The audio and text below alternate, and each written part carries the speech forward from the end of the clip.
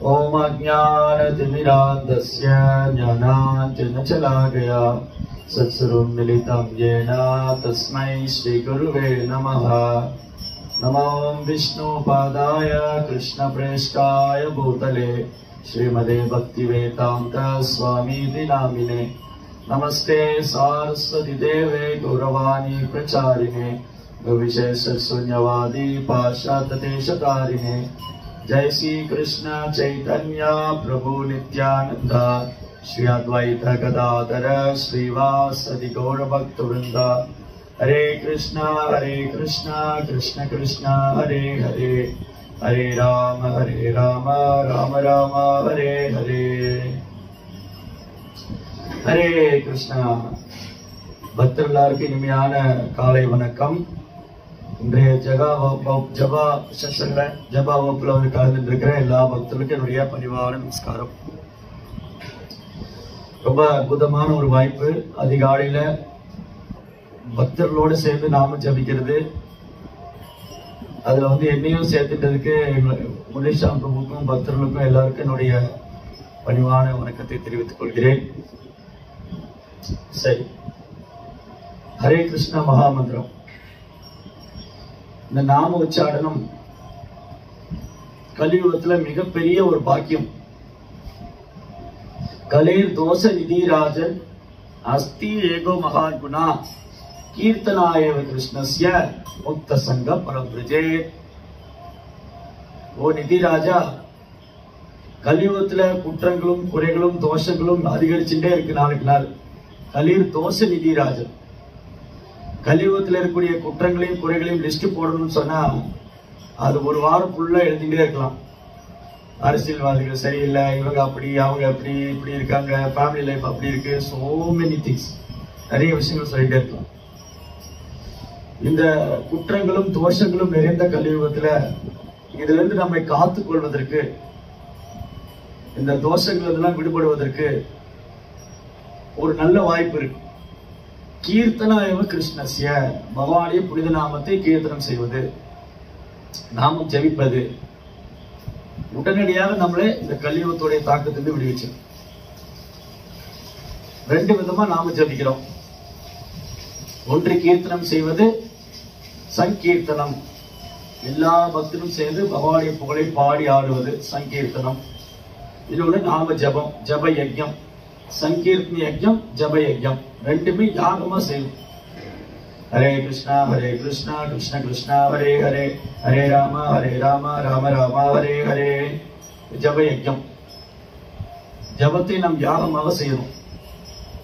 இந்த ஜப யஜ்யம் தான் இந்த யுகத்துக்கான யாகம்.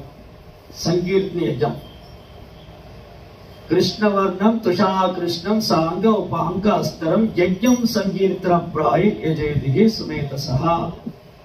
சுமேதசனா ரொம்ப புத்திசாலி. மேதா, சுமேதா. மேதா மீன் intelligent class of man. Sumedha mean among the best among the intelligent class of man. மேதானா புத்திசாலி, சுமேதானா புத்திசாலிகள் எல்லாம் அதி புத்திசாலி. அப்படி இருக்கிறவங்க என்ன பண்ணுவாங்களா, உடனே இந்த சங்கீர்த்தன இயக்கத்துல வந்து கலந்துக்குவாங்க. இதுதான் சைத்தன்ய மகாபிரபு இன்ட்ரோடியூஸ் பண்ணியிருக்காரு இந்த யுகத்துக்கான யுகம். கிருஷ்ணர் தான் சைத்தன்ய மகாபிரபு, ஆனா கருப்பு இல்லை. அவர் உருக்கிய பொன் நிறத்துல வந்திருக்காரு. தங்கத்தை உருக்கி காய்ச்சி ஊத்துனா என்ன நிறமோ அந்த மாதிரி ஒரு பொன் நிறத்துல இருக்காரு சைத்தன்ய மகாபிரபு. கிருஷ்ண வர்ணம் துஷா கிருஷ்ண சாங்க உபாங்க அஸ்தரம். தன்னுடைய அங்கங்களோடும் அங்கத்தின் அங்கங்களோடும் அஸ்திரங்களோடும் பரிவாரங்களோடும் இந்த பூமியில தோன்றினார். எதுக்காக இந்த பூமியில தோன்றினார் மகாபிரபு?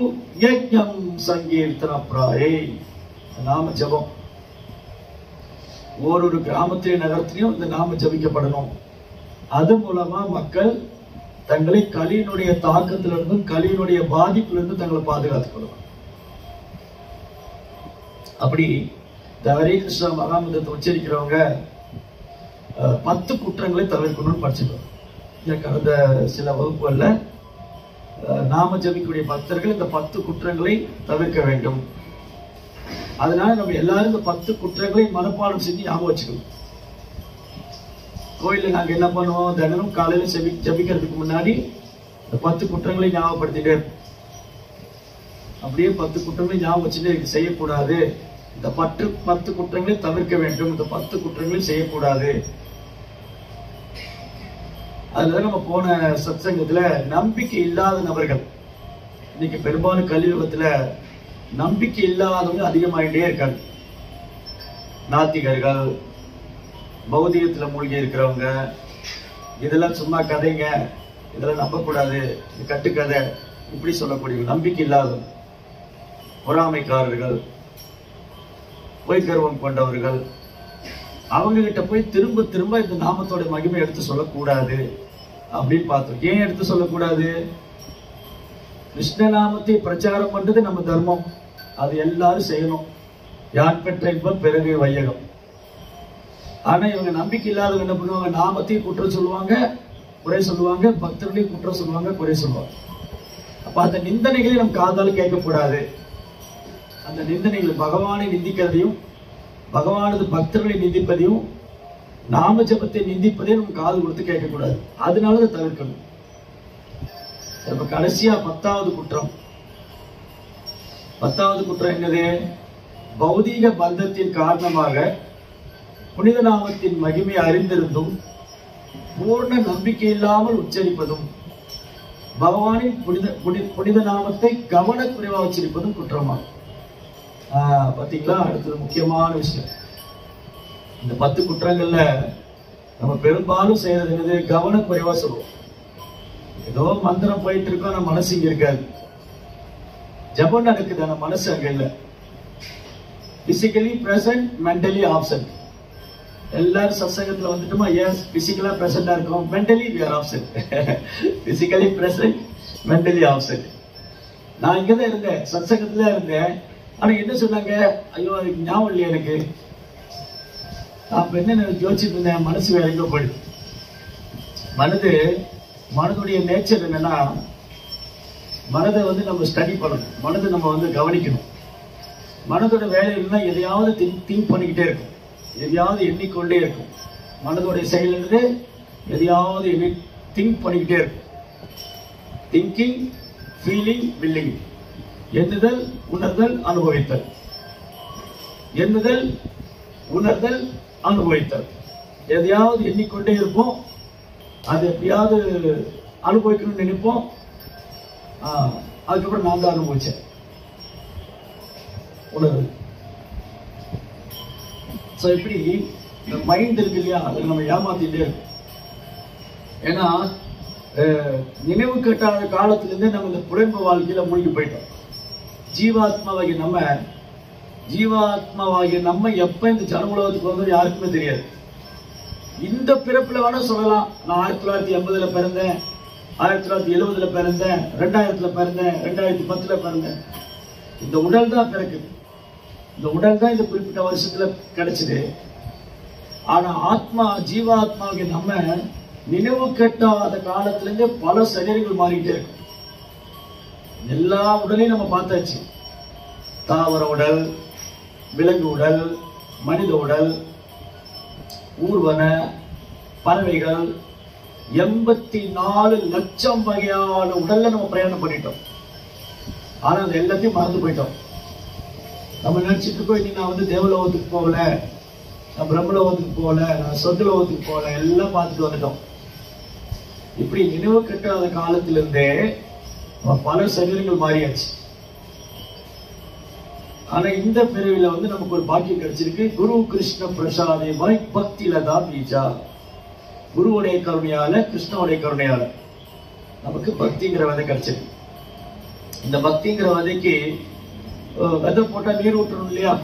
இப்போ நம்ம வீட்டுல ஒரு விதை போட்டோம், விதை போட்டா நீர் ஊற்றணும், அப்பதான் அந்த விதை துளிர் விடும்.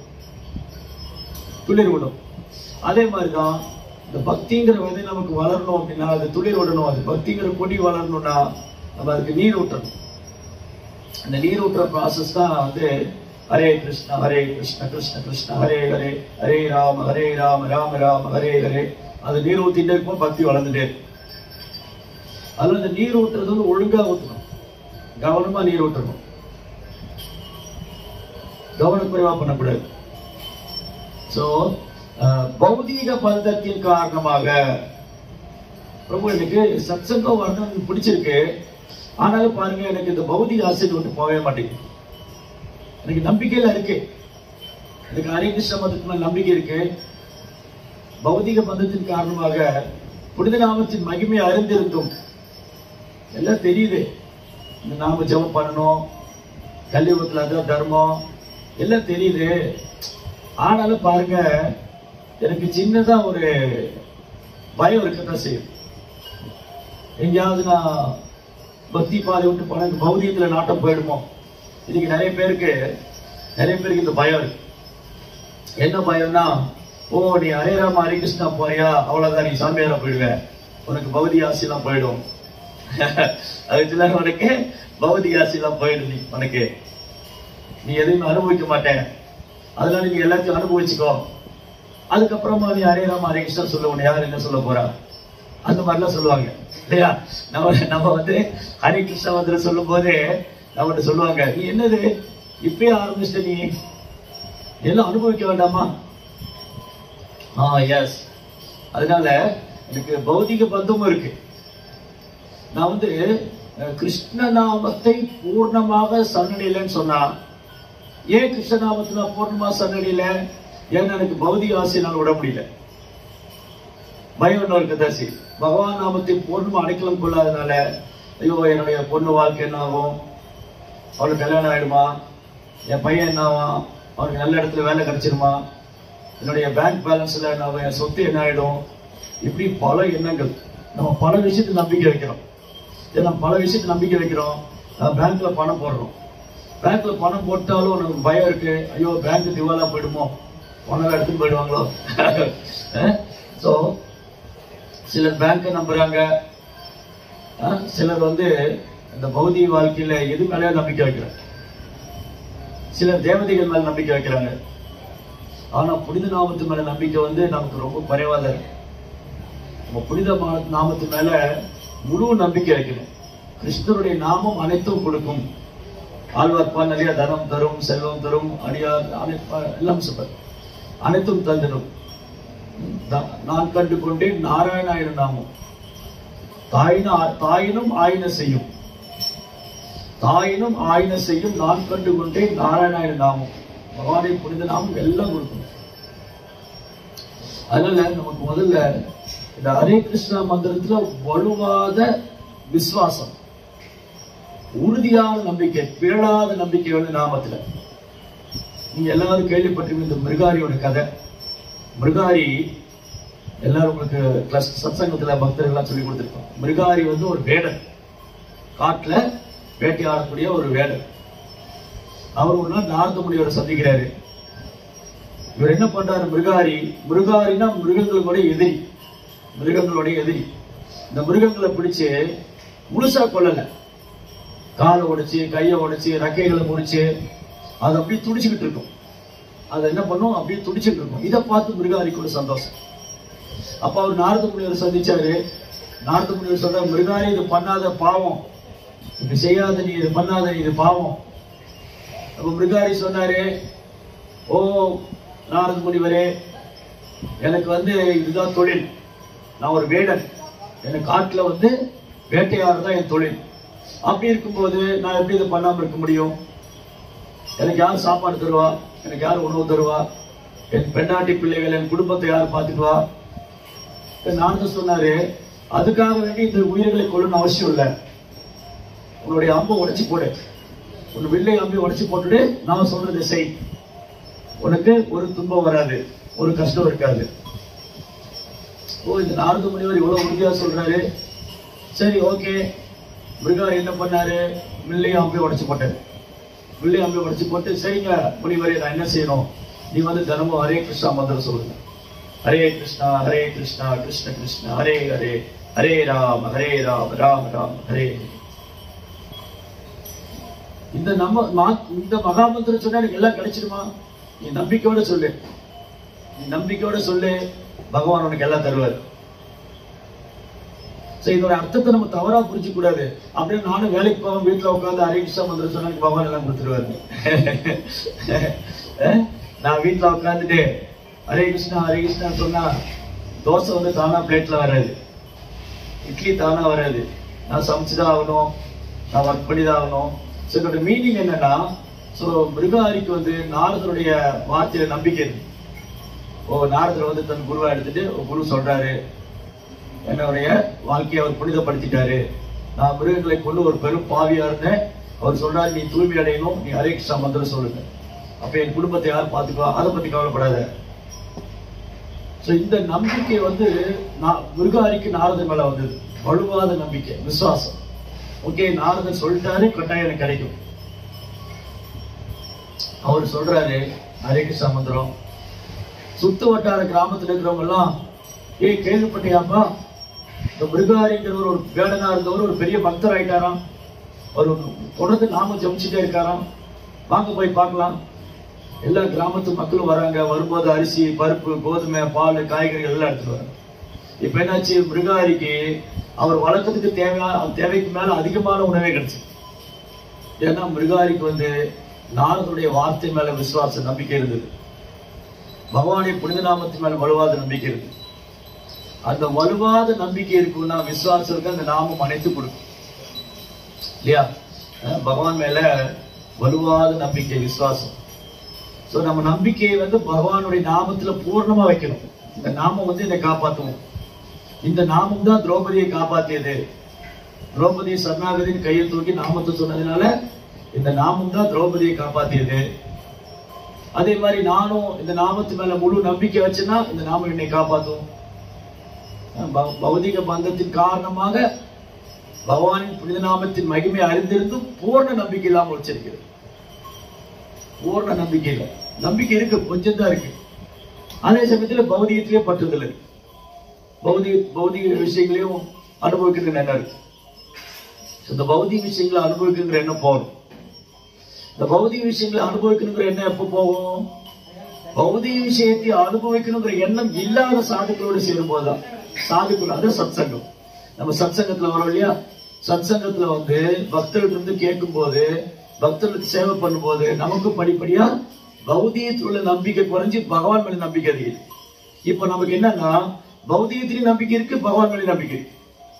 பௌதிகத்தையும் நம்புறோம், பகவானுடைய நாமத்து மேலே கொஞ்சமா நம்பிக்கை வச்சுட்டு இருக்கோம். இது என்ன பண்ணணும்? பகவானுடைய நாமத்து மேல முழுமையான நம்பிக்கை வரணும். இந்த முழுமையான நம்பிக்கை தூய பக்தர்களுக்கு உண்டு. இன்னொரு சின்ன ஒரு கதை, இதுவும் நீங்க கேட்டதுதான். பக்தர்கள் அடிக்கடி சொல்லுவாங்க, பிரபுபாதருக்கு ரொம்ப அழகா சொல்லுவாங்க கதை. காசியில வந்து விஸ்வநாதர் சேத்திரம், காசி விஸ்வநாதர். இந்த காசியோட ஸ்பெஷல் சிறப்பு என்னன்னா, அங்க போய் உடலை விட்டா மறுபிறவே கிடையாது.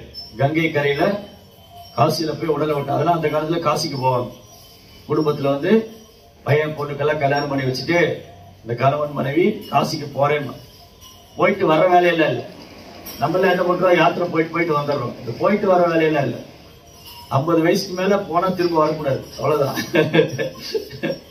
இந்த போயிட்டு வர பிசினஸ் எல்லாம் இல்லை. என்ன பண்ணுவாங்க, குடும்ப பொறுப்புகள்லாம் வந்து பையன்கிட்ட கொடுத்துட்டு, பையனுக்கு கல்யாணம் பண்ணி வச்சு அவன் பொறுப்பு அவன்கிட்ட கொடுத்துட்டு, பெண் பிள்ளைக்கு கல்யாணம் பண்ணி வச்சுட்டு கணவன் மனைவி காசி போவான். காசி, அயோத்தியா, விருந்தாவன், பத்ரிநாத், எவ்வளவு புனித ஸ்தலங்கள். அங்க போய் பகவான் நாமத்தை உச்சரிப்பாங்க. ஹரே கிருஷ்ணா ஹரே கிருஷ்ணா கிருஷ்ண கிருஷ்ணா ஹரே ஹரே, ஹரே ராம ராம ராம ஹரே ஹரே. அங்க உடலை விட்டா மறுபிறவி கிடையாது. காசியில போய் யாராவது உடலை விட்டாங்கன்னா அவருடைய காதுல வந்து மகாதேவர் ராமா ராமா ராம ராம நாமத்தை சொல்லுவார். அதனால காசியில போய் உடலை விட்டா மறுபிறவி இல்லை. ஆனா இந்த காசியில ஒரு பிராமணர் இருந்தார். இந்த பிராமணருக்கு என்னன்னா, ரொம்ப ஏழை பிராமணர்.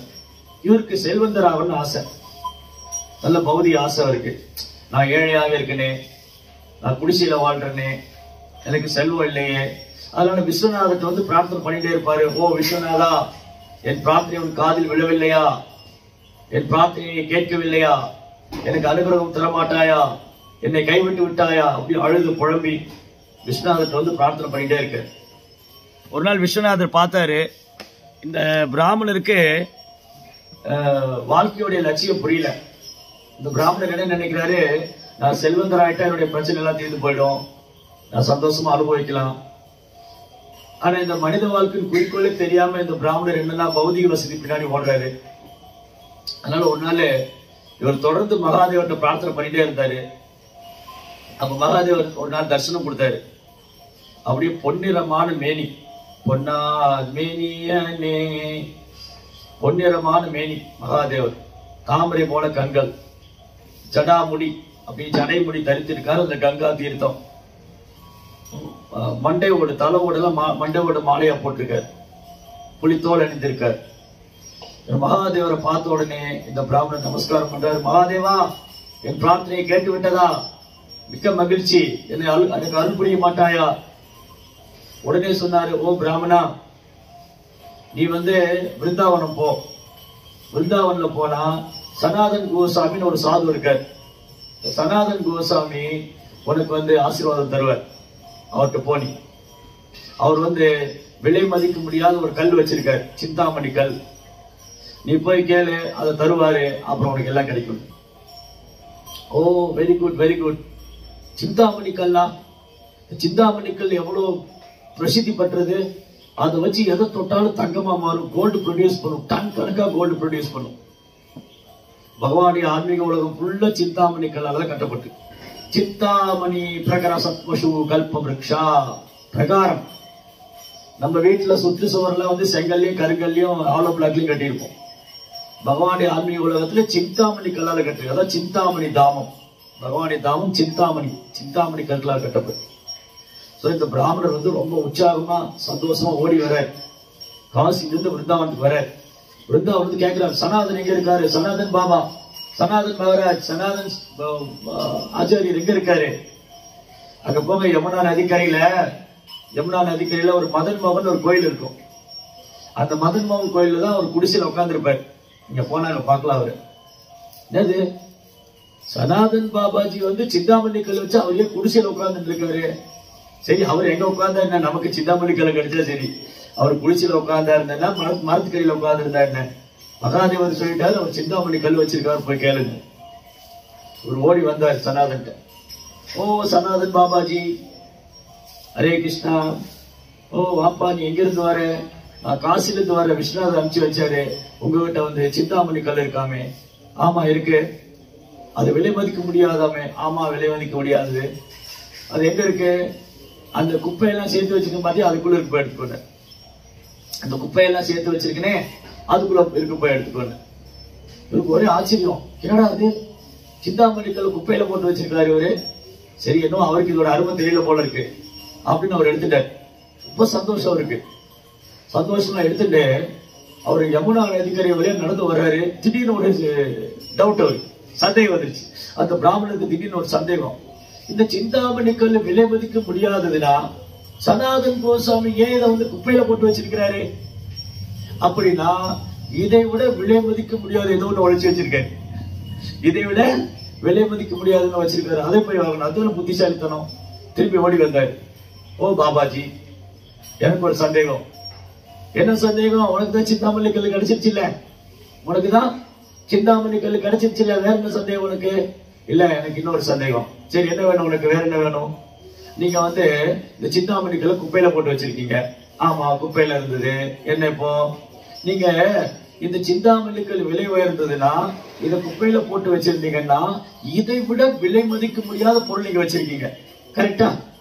இதை விட விலை மதிக்க முடியாத பொருள் இருக்கு. ஆமா, இதை விட விலை மதிக்க முடியாத பொருள் இருக்கு. அதுக்கு ஈடு இணையே கிடையாது. அந்த பொருள் மிக உன்னதமானது. அப்படின்னு எனக்கு அது கொடுங்க. எனக்கு அதுதான் வேணும்.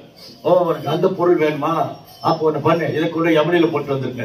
இதை கொண்டு போய் யமுனால தூக்கி வீசிட்டேன். யமுனையில போட்டு வந்துரு. ஓகே, இந்த பிராமணர் என்ன நினைச்சாரு? இதை விட ஒரு அற்புதமான பொருள் எனக்கு கிடைக்குதுன்னா அப்ப இது என்ன பெருசு? இதை கொண்டு நான் யமுனையில போட்டு யமுனையில போட்டேன். யமுனையில போட்டு ஓடி வந்தாரு. ஓ பாபாஜி, எனக்கு அந்த விலை வந்த பொருளை கொடுங்க. அவர் உடனே ஒரு ஜபமாலை எடுத்து அவர்கிட்ட கொடுத்தாரு. உட்காந்து ஹரே கிருஷ்ணா மந்திரம் சொல்லுங்க. ஹரே கிருஷ்ணா கிருஷ்ண கிருஷ்ணா ஹரே ஹரே, ஹரே ராம் ராம ராம ஹரே ஹரே. இதுதான் விலை மதிக்க முடியாத பொக்கிஷம். இந்த நாமம் அனைத்தும் கொடுக்கும். உனக்கு பகவான் மேல தூய அன்பு கொடுக்கும். உன்னை பிறப்பிறப்பிலிருந்து விடுவிக்கும். உன்னை அறியாமிருந்து விடுவிக்கும். உனக்கு பகவானுடைய தரிசனம், பகவானுடைய ஆசீர்வாதம், அவருடைய நாம ரூப குணாதிசயங்கள் அனைத்தும் உனக்கு வெளிப்படுத்துங்க. அப்பதான் புரிஞ்சுட்டாரு இந்த பிராமணர், மகாதேவன் எனக்கு இப்பதான் உண்மையான அருள் பண்ணியிருக்காரு. நான் ஏதோ மகாதேவன் பௌதிக தேவைக்காக ஓடிட்டு இருந்தேன். ஆனா இப்ப மகாதேவர் காமிச்சு கொடுத்துட்டாரு, இந்த பகவானுடைய புனித நாமத்தை காட்டிலும் சிறந்த செல்வம் கிடையாது, இதை விட உயர்ந்த செல்வம் கிடையாது அப்படின்னு அன்றையில இருந்து அந்த பிராமணன் பக்தராரு. சோ எனக்கு இந்த பௌதிக ஆசைகள், இந்த ஜட உலகத்தை அனுபவிக்கணும், இந்த வசதியா வாழணும், இந்த எண்ணத்தை எல்லாம் நம்ம கைவிடணும். இந்த ஜட உலகத்துல வசதியா வாழணும்னு நினைக்கிறத விட இந்த ஜட உலகத்தை விட்டு சீக்கிரம் போகணும்னு நம்ம எல்லாரும் நினைப்போம். எப்பன்னா ஏதாவது பிரச்சனை வருமான்னு நினைப்போம். நம்ம எல்லாருமே இந்த உலகத்தை விட்டு சீக்கிரம் போனா போகுது. எப்ப சண்டை போடும்போது, கணவன் மனைவிக்குள்ள சண்டை வந்துட்டாலோ, இல்ல பெற்றோர் பிள்ளைகளுக்குள்ள சண்டை வந்துட்டாலோ, நண்பர்களுக்குள்ள ஏதாவது பிரச்சனை வந்துச்சுன்னா, இந்த உலகமே வேண்டாம், எல்லாம் நமக்கு கஷ்டத்தையே கொடுக்குறாங்க, நிம்மதியா இருக்க முடியல, பேசாம இந்த உலகத்தை விட்டு போனா போதும். அந்த மாதிரி நேரத்துல நமக்கு என்ன வரும்? மற்றபடி பாத்தீங்கன்னா பெரும்பாலும் இந்த கஷ்டங்கள்லாம் வந்தாலும் நம்ம இந்த உலகத்தை அனுபவிக்கிற எண்ணத்தை ஸ்ட்ராங்கா இருக்கு. இந்த பௌதிக ஆசை, பெயர், புகழ், பதவி, செல்வம், செல்வத்துக்கு பின்னாடி ஓடுறவங்க, பதவிக்கு பின்னாடி ஓடுறவங்க, புகழுக்கு பின்னாடி ஓடுறவங்க, இப்படியே இந்த பௌதிக பந்தத்தினால இதெல்லாம் தெரியுது நமக்கு. ஹரே கிருஷ்ணா மந்திரம் சொல்லணும், சத்சங்கத்துக்கு வரணும், எல்லாம் தெரியுது. ஆனா பௌதிக பந்தத்துல மூழ்கி போயிருக்கிறதுனால இந்த நாமத்து மேல இருக்கு பூர்ணமா நம்பிக்கை வர மாட்டேங்குது. அப்ப எப்ப எனக்கு நாமத்து மேல பூர்ணமா நம்பிக்கை வரும்? சாதுக்கள் இருந்து கேட்டுட்டே இருக்கணும் ஹரே கிருஷ்ணா மந்திரத்தோட மகிமைகள். அது பக்தர் சங்கத்துக்கு நாம ஜபம் பண்ணி தொடர்ந்து நாம ஜபிக்கும் போது என்ன ஆகும்? நமக்கு இந்த பௌதிக ஆசைகள் மட்டும் விலக ஆரம்பிக்கும்.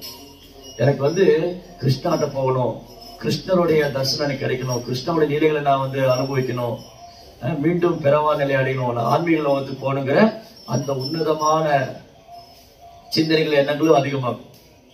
அந்த உன்னதமான இடத்துக்கு நான் திரும்ப போகணுங்கிற பற்றுதல் பகவான் மேல அதிகரிக்கும். பௌதிக பந்தத்து மேல உள்ள பற்றுதல் போய் பகவான் மேல பற்றுதல் அதிகரிக்கும் பக்தர் சங்கத்துல நாம ஜெபிக்கும் போது. அதனால 10வது குற்றம் என்ன பண்ணக்கூடாது? பௌதிக பந்தத்தின் காரணமாக புனித நாமத்தின் மகிமையா அறிந்திருந்தும் பூர்ண நம்பிக்கை இல்லாமல் இருப்பதும், பகவான் நாமத்தை கவனக்குறைவா வச்சிருக்கிறது. கவனக்குறைவா வச்சிருந்தா என்ன ஆகும்? அந்த நாமத்துடைய முழு பலன் நமக்கு கிடைக்காது. இப்ப உதாரணத்துக்கு சூரியனை மேகம் மூடிடுச்சுன்னா சூரியனுடைய முழு சக்தி நம்ம கிரகிச்சிக்க முடியாது. ஆனா அதே சமயம் மேகமூட்டம் விலகின உடனே சூரியனுடைய முழு சக்தி நம்ம கிரகிச்சிக்க முடியும். அதே மாதிரி நான் ஹரே கிருஷ்ணா மந்திரம் சொல்லும் போது கவனமா சொன்னா அந்த நாமத்துடைய முழு பலன் எனக்கு கிடைக்கும். ஒரு வார்த்தையும் காதால கேட்கணும். ஹரே கிருஷ்ணா கிருஷ்ண கிருஷ்ண ஹரே ஹரே, ஹரே ராம் ராம ராம் ஹரே ஹரே, ஹரே கிருஷ்ண கிருஷ்ண கிருஷ்ண ஹரே ஹரே, ஹரே ராம் ராம் ராம் ஹரே ஹரே. அந்த மந்திரத்தை சரியாக உச்சரித்து கவனமாக உச்சரித்து அந்த ப்ரொனவுன்சியேஷன், அந்த உச்சரிப்பு காதுக்குள்ள போகணும். அப்புறம் மனதால பகவானை நினைக்கணும். வாயினால் பாடி மனதினால் நினைக்கணும். வாயெடுத்து நாம ஜபிக்கணும், மனசுல பகவான் நினைக்கணும். சிலர் என்ன பண்ணுவாங்க? ஜபத்தை மாலையை வச்சுட்டு உச்சரிக்கவே மாட்டாங்க. கேட்டா மைண்டுக்குள்ள சொல்றேன், மனசுக்குள்ள சொல்லிக்கிட்டு இருக்கேன். அது ஏமாத்திடும் நம்மள. மனதுல பகவான் நாமத்தை உச்சரிக்கும் போது நம்ம அந்த அளவுக்கு இன்னும் பக்தியில பக்குவமா நிலை ஆகல. அப்படி மனதளவுல பகவானை தியானிக்கிற அளவுக்கு நம்ம பக்குவம் ஆகல. அதனால இந்த மனதளவுல பகவானை தியானிக்கிறதுக்கு நாம் பக்குவமாகணும்னா இந்த நாமத்தை நம்ம வைப்ரேட் பண்ணணும், சாண்ட் பண்ணணும். அதாவது உச்சரிக்கணும். ப்ராப்பர் சாண்டிங், ப்ராப்பரா சரியா உச்சரிக்கணும். அந்த வைப்ரேஷன் நம்ம காதுக்குள்ள போகணும். ஏன்னா பகவானும் அவரது நாமும் வேறு வேறு இல்லை. ஹரே கிருஷ்ணா மந்திரத்தை எவ்வளவு சத்தமா உச்சரித்தாலும் அதற்கான பலன் உண்டு. அதாவது ஹரே கிருஷ்ணா மந்திரம் மைக்கு போட்டு பாடலாம், மைக்கு போட்டு கத்தலாம். ஹரே கிருஷ்ணா கிருஷ்ண கிருஷ்ணா ஹரே ஹரே, ஹரே ராம் ராம் ராம் ஹரே ஹரே. மைக்கு போட்டு கத்தலாம், சத்தம் போட்டு உச்சரிக்கலாம். அந்த அளவுக்கு நன்மை உண்டு. தாவரங்கள், பறவைகள், விலங்கினங்கள், புழுக்கள், பூச்சிங்க எல்லா ஜீவராசிக்கும் நன்மை உண்டு.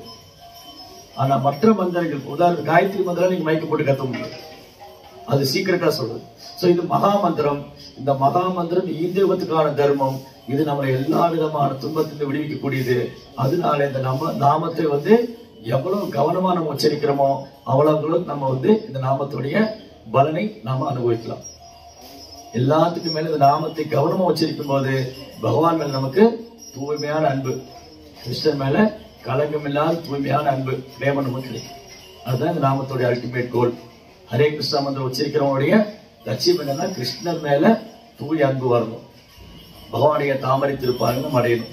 அதனால அனைத்து பக்தர்களுக்கும் இந்த நாம ஜபத்தை வந்து ரொம்ப கவனமா செஞ்சு பகவானுடைய தாமரை திருப்பாதங்களை வந்து மனதில் நிறுத்தணும்னு சொல்லி பிரார்த்திக்கிறேன். ஹரே கிருஷ்ணா. ஜெய் ஸ்ரீல பிரபுபாத் கி ஜெய்.